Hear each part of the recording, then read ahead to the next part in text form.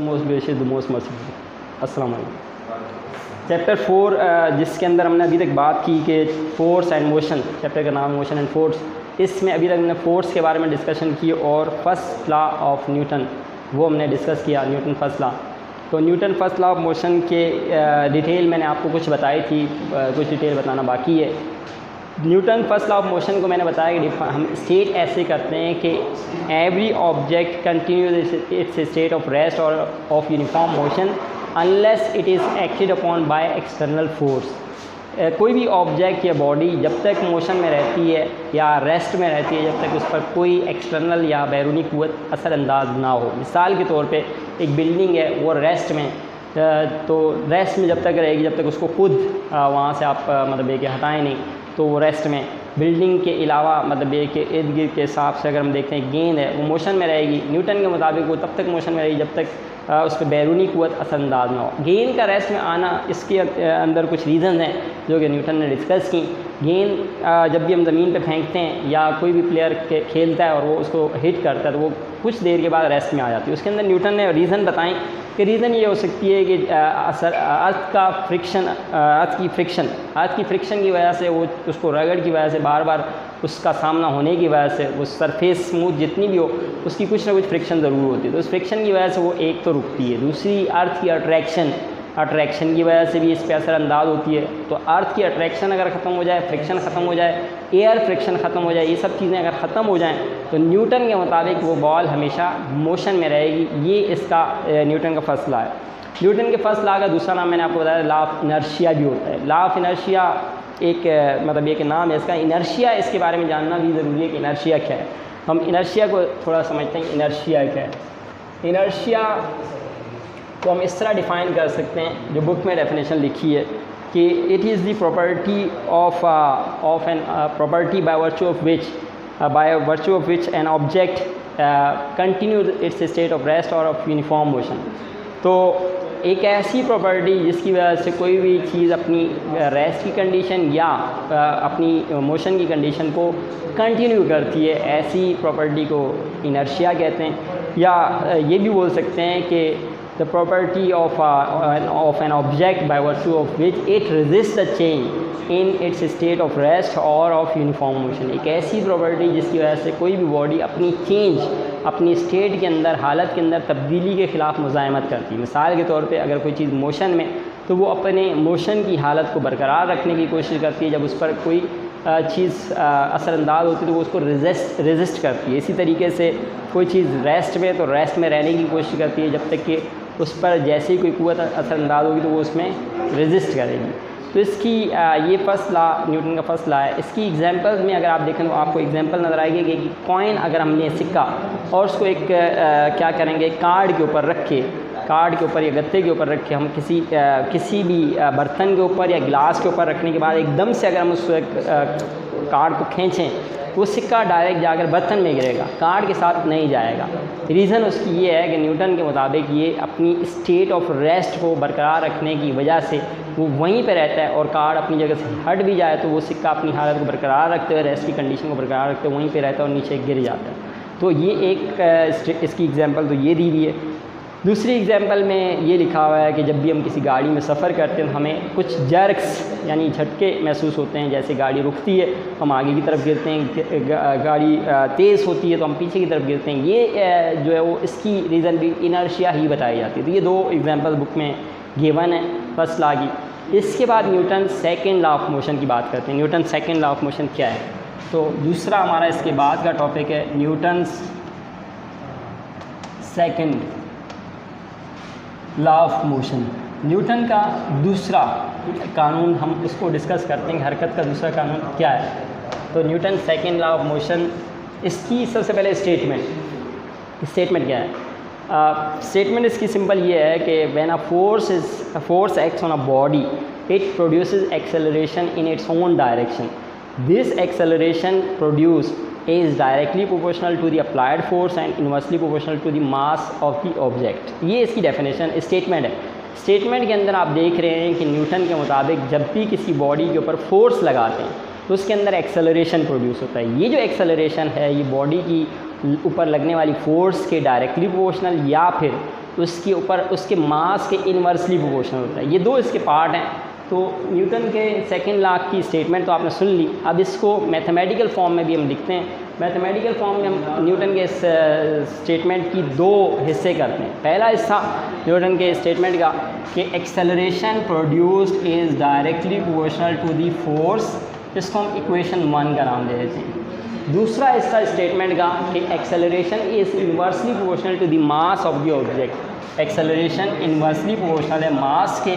ये इसका second equation बन गई। इस तरीके से इन दोनों इक्वेशन को अगर हम कंबाइन करते हैं तो कंबाइन करने पर कुछ इस तरह से सूरत हाल बनती है। कंबाइनिंग इक्वेशंस 1 एंड 2, 1 और 2 को जब कंबाइन करते हैं, दोनों को कंबाइन करने से हमें इस तरह की एक इक्वेशन मिलती है। ए इज़ डायरेक्टली प्रोपोर्शनल, दोनों के लेफ्ट हैंड साइड पे ए है तो हम इसको कॉमन लिख देते हैं ए, और यहाँ पर राइट हैंड साइड पे इन दोनों को मल्टीप्लाई करके यानी एफ मल्टीप्लाई बाय 1/m इस तरह से लिख देते हैं। जब हम इसको सॉल्व करते हैं फर्दर तो ये मिलता है हमें A is directly proportional F multiply by 1/m मिल गया।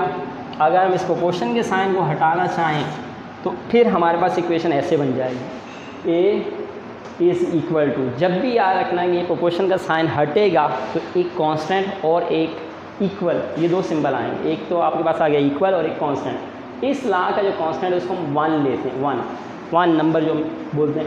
इसी तरीके से मल्टीप्लाई बाय f/m, ये इस वैल्यू से आकर मल्टीप्लाई 1 हो गया और फाइनली आपके पास आ गया a is equal to f से मल्टीप्लाई 1 से करने पर वही चीज़ मिलेगी। 1 से किसी भी चीज़ को मल्टीप्लाई करने फिर से वही मिल जाता है।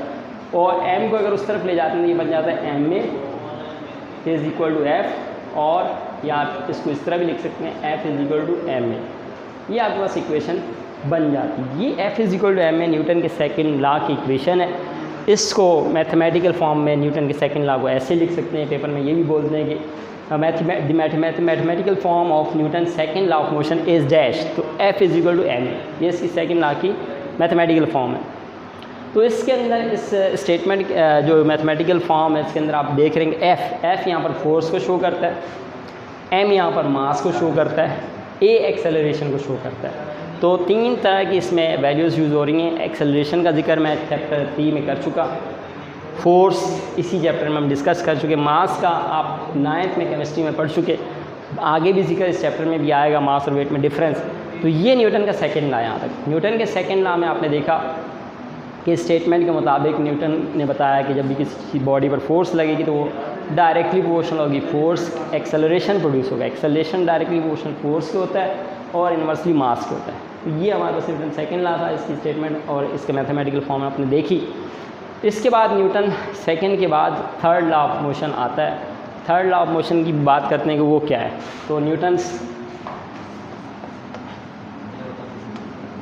Third law of motion,